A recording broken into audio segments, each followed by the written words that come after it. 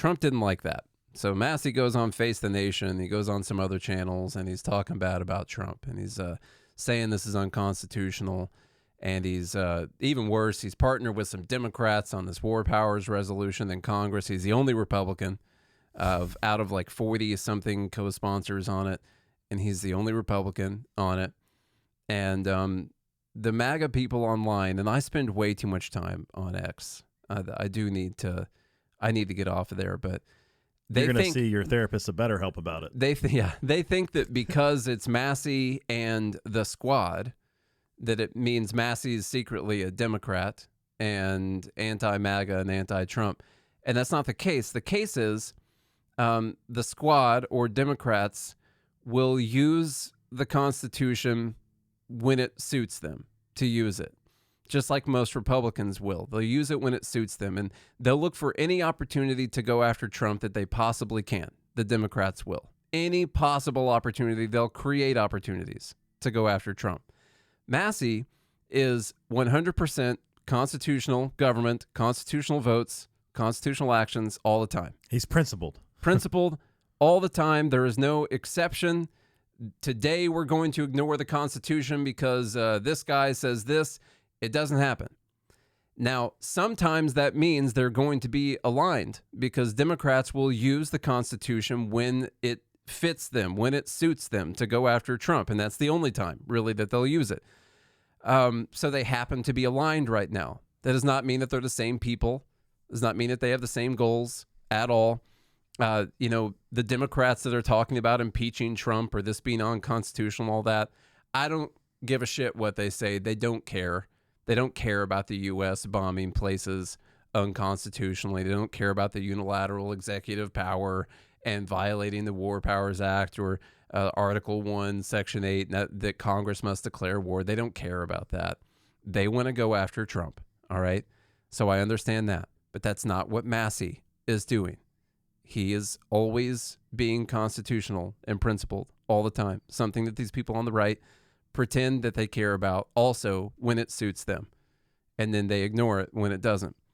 So Trump comes out and says this about Massie. This is by the way, this is what I would consider a narcissistic emotional dump. Yes.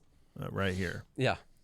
So he truths out, Congressman Thomas Massie of Kentucky is not MAGA, even though he likes to say he is. Actually, MAGA doesn't want him, doesn't know him, and doesn't respect him.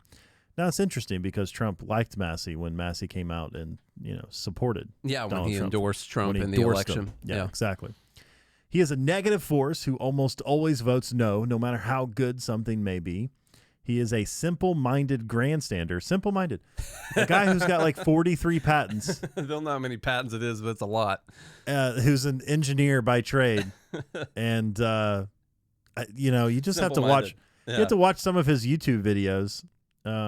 He's a genius. Of him showing off his farm and all that. Yes, yeah. Thomas Massie's a genius. But according to Trump, he's simple-minded, grandstander who thinks it's good politics for Iran to have the highest level nuclear weapon. What's so interesting about that, I haven't heard Thomas Massie. He's not on Twitter. He's not on Face the Nation. He's not out there saying Iran deserves to have nukes.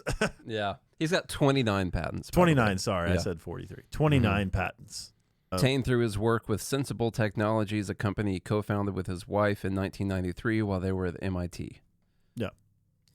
So he's not out there saying that Iran deserves to have a nuclear weapon or anything like that. He's just saying, look, if you want to go to war, he's saying what Ron Paul said. If you want to go to war, ask Congress to make a declaration of war. Okay, while at the same time yelling death to America at every chance they get. Iran is killed and maimed. People keep mentioning this death to America thing. Am I supposed to care about? I don't care that some random people in some country on the other side of the world are screaming death to America and throwing rocks at the ground. Like, I don't care. Right.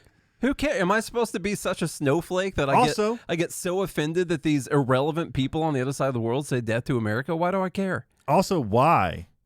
Why are they saying death to America? They hate America, and while they do a lot of really bad stuff, and the regime, I mean, the people should rise up and create a Jeffersonian democracy. I would completely support them. They hate America because we keep jacking with their stuff all the time. Imagine if some country came over here 70 years ago and overthrew our government that we had and took it over and installed a brutal dictator monarch to rule over us until eventually the people rose up and they put in probably an even worse government afterwards. Okay, yeah. It wasn't great for them to do that, but was it a real rise up, or was it? Yeah, we would hate those people. Yeah, we would absolutely hate those people. Mm-hmm. All right, so and here's how they link it. By the way, here we go. Iran has killed and maimed thousands of Americans, and even took over the American embassy in Tehran under the Carter administration. So all the way back then. Yeah. We had a spectacular military success yesterday, taking the bomb right out of their hands, and they would use it if they could. But as usual, despite all the praise and accolades received, this lightweight congressman is against what was so brilliantly achieved last night in Iran. Massie is weak, ineffective, and votes no on virtually everything put before him. Rand Paul Jr. That's what we can call him. Yeah. No matter how good something may be, he is disrespectful to our great military. He hates the troops. Yeah. We've made it to he hates hate the troops. If you don't support our military actions in the Middle East, you hate the troops. And all they stand for. You hate the troops and how they stand even. Not even acknowledging their brilliance and bravery in yesterday's attack, which was a total and complete win. Massie should drop his fake account and start putting America first, but he doesn't know how to get there. It just says fake act. Oh, sorry, fake act. But he doesn't know how to get there. He doesn't have a clue. He'll undoubtedly vote against the great, big, beautiful bill, even though non-passage means a 68% tax increase for everybody, and many things far worse than that. And also, you could have just passed the tax cuts. Yeah, just that. You could have done. You could have done that, and you could have cut more spending. If you wanted to do that, you could have done it without asking for a $5 trillion increase in the debt limit. Well, we need to give money to the military, obviously. We're about to go to war, Nate. Yeah, and we have a risk of Iran attacking us on U.S. soil, so we got to get DHS some more money. Yep. MAGA should drop this pathetic loser, Tom Massie, like the plague. The good news is that we'll have a wonderful American patriot running against him in the Republican primary, and I'll be out in Kentucky campaigning really hard. MAGA is not about lazy, grandstanding, non-productive politicians, of which Thomas Massie is definitely one. Thank you to our incredible military for the amazing job they did last night. It was really special. Make America great again. Oh, man. This is so the war with Iran thing. I'll tell you, I believed for a long time it was inevitable. I made a meme about it. It was the trajectory of the bullet at Butler hitting Trump in the head, and it says war with Iran on behalf of Israel, and the trajectory of the bullet not hitting Trump, and it says war with Iran on behalf of Israel.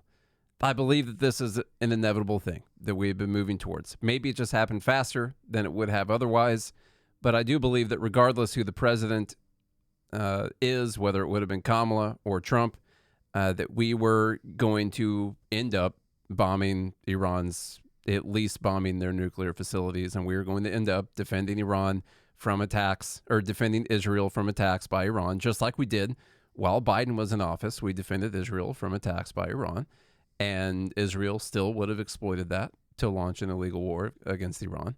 And so I don't know that a whole lot is different as it concerns our foreign policy, and that's disappointing. It's very disappointing that it doesn't seem like a whole lot has changed. Of course not. Well, the deep state's still there, and so that's why it hasn't changed. I'd said previously that if Trump got us in a new war, that I would regret my vote for Trump. And luckily, we're not at war yet. So yeah, just Iran's nuclear facility. So as soon as we're in a new war, I'll let you guys know about that. But no, it is the case that I do regret voting for Trump, and that's not because I wanted. I think Kamala should have won, and that would have been better. That's not what I mean by that. I regret voting for Trump, and I'm still glad that he won and not Kamala. Okay, still just saying that. I would not have voted for the Libertarian candidate regardless. I regret doing what I feel like is giving away my principles. Essentially what I feel like I did in this election. The Fed Haters Club is saying you want Kamala now. Yeah. It's funny when I say it online, everyone's like, "Oh, you don't have any proof that Kamala would have been any better." That's not what I'm saying. Okay? Yeah. I'm saying that I feel like I shouldn't have done it. Now I feel like me voting for Trump, and it probably always was the case, me voting for Trump was the equivalent of Thomas Massie voting for the big beautiful bill. Why is he not going to do that? Just do it this one time. We got to do it, and he's not going to do it because he's a principled individual. And he's more principled than me because I feel like that's bastically what I did. I was like, okay, this one time I don't feel that way. I'm going to vote for a lot of things that I disagree with. I don't feel that way. I still think there are, as Thomas Massie said, there are cooler heads in the room. So maybe will still be a good chance that we prevent a full-fledged war. Mm-hmm. That's possible. It's also possible it doesn't. So we don't know what's actually going to happen. I don't regret my vote yet. I might. Well, but we'll have to see. What I was saying, the reason I talked about how I feel like the Iran war, think it's real quick on your vote though. I still think it's important that we killed or we delayed, whatever you want to say, the extreme gaslighting that the left was doing leading up to the election. Yeah. We just exchanged it for a lot of gaslighting on the right. True. Yeah.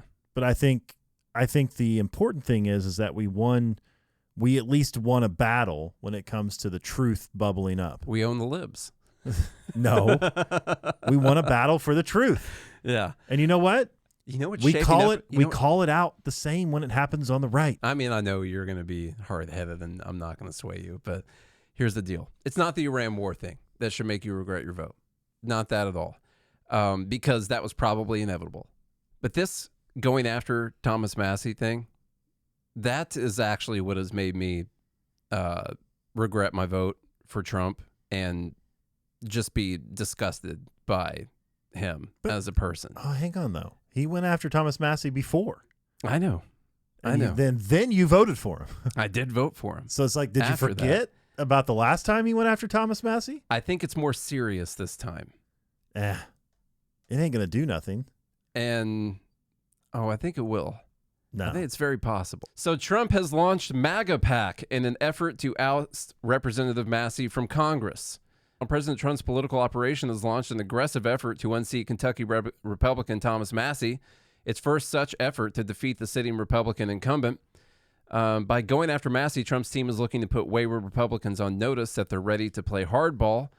Trump's $500 million political apparatus is the most powerful, well-funded force in American politics and gives Trump a weapon with which to target any lawmaker who crosses him.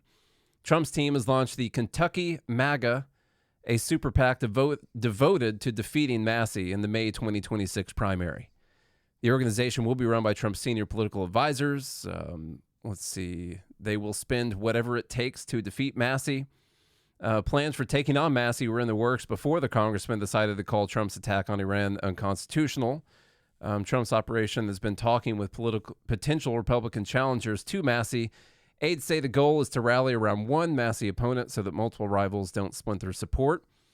The Trump team earlier this month quietly commissioned a survey gauging Massie's support in his conservative Central Kentucky district and found the congressman would be vulnerable to a Trump-backed primary challenge. The survey, which was conducted by a Trump pollster, found that 52% would support a Trump-endorsed candidate and 23% would support Massie. 87% approved of Trump compared to 52% for Massie, according to the poll, a copy of which was obtained by Axios. 74% of the people in Massie's district say that they support Trump's big, beautiful bill. But Massie, who was first elected in 2012, easily survived primary challenges in the last 3 cycles. His advisors argue that his libertarian-minded independent streak endears him to voters. Yeah. So Trump did. Go ahead. I want you to think that Massie's going to lose. That way he'll win, and I'll be right again. I hope that's the case. Yeah. I do hope it's the case. Now, regardless of whether or not we think he'll win or lose, it's way too early to tell. And as someone in the group, Bailey just said, there's so many things that are going to happen in the world before that. Trump could have way less popularity than he's ever had before, and they could think it's a detriment to have him on the campaign trail out there campaigning against Massie because people hate him so much. You have no clue. He could be dead by then. There's no way of knowing what's going to be going on next year. I think their primaries in like May or June or something like that in Kentucky. So we'll see. But here's what has completely soured me on Trump. What is it that Trump is trying to do? Because there for a minute, for some reason, I actually thought that he cared about making America great again, or that he was America first, or that he had realized that the government was too big and powerful and dangerous, especially after they tried to put him in prison for 600 years, and all of these things, that he realized that the debt maybe was a problem, or the deficit was maybe a problem, that he was against foreign interventions and getting us entangled in all these different wars. And what he is saying, not just by disagreeing with Massie, like Massie just said that Trump did something unconstitutional, and Massie said that he doesn't like the big beautiful bill. You can disagree with people on stuff. You could call them out and say, hey, that's crappy for you to do. You know, you're supposed to be on the team, man. What are you doing? But when you're going to create a PAC whose stated goal is to oust the only constitutional member, 100% pure constitutional member of the House, like the best member of U.S. Congress, House or Senate that exists, the closest thing to the founding fathers or what actually made America great, or who actually puts America first and stands for all the things that we care about and that Trump acted like he cared about to get our votes. He doesn't care about any of those things. He's actually opposed to all of those things if any of those things are against what he wants to do. He doesn't care about a single one of them. That, and it looks like if you, this is one of the most narcissistic things ever, is if you cross him, yeah, then he will. Which once again, looks like he's going to spend $500 million. Like, sure, to if take he crossed out him, it'd be one thing if Lindsey Graham crossed him, and then he was going to try and primary Lindsey Graham or something like that, or Ted Cruz crossed him or whatever. But crossing him in this case is stating that what he's doing is not constitutional and is illegal, and that doing a $5 trillion debt limit increase is a bad idea for a nation that's $37 trillion in debt. And that is crossing him to the point that he's going to create a PAC, spend hundreds of millions of dollars to try and make sure that Thomas Massie is out of office, the absolute best person that exists in the American government. That is anti-everything that we believe and that we want for the U.S. government. So are you saying the Democrats are right that he's authoritarian? Well, yeah, they're all authoritarian. I've never once said Trump wasn't authoritarian. Not a single time. Yeah. I've always said he wasn't uniquely authoritarian. Is he Hitler? That the TDS was in thinking that Trump was uniquely authoritarian to other presidents that we had in the past, even 100 years ago. Is he Hitler? No, he's not Hitler. Okay. Not saying any of that. What I'm saying is,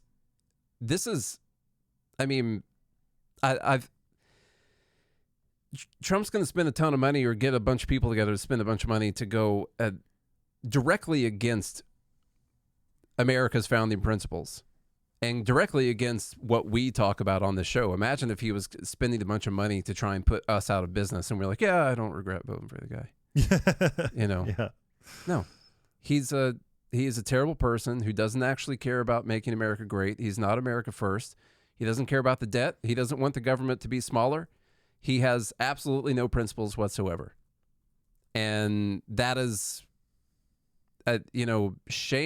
shame on me for ever thinking that something else was the case. And it was the Thomas Massie stuff that has finally pushed me over the edge. Not even the war, because I thought the war was inevitable in the first place. That's where I'm at on the matter. It doesn't mean that I'm going to be anti-Trump. I'm going to be... Yeah, I mean, I see you hate America. We're going to be... Well, we're always fair and balanced. We always call out the stuff that he does that we don't like. What's changed with me with Trump is that I gave him, as you heard on Friday, and a couple other shows last week, I've always given him a little bit of benefit of the doubt a little bit of deference that he was trying to do the right thing. And I'm done doing that. I no longer see him as this different transformational politician who is going to make these massive sweeping changes and change America for the better. I'm done with that. I'm done with thinking that about Trump. You don't believe the things he was saying previously, like he wanted to cut the military budget in half? No. From the Oval Office. No. You don't think that the deep state is going to be getting, start to dwindle down? No. That we're actually going to cut spending and get rid of waste and fraud? No. All those things. He's just going to continue on the same song and dance. The U.S. government will continue on its same trajectory that it's been on our entire lives. It's going to get more and more powerful, more and more tyrannical. And the empire will fall. It will spend more and more money that it does not have. And eventually it will fall. Yeah, that's where I'm at right now. There are no changes incoming.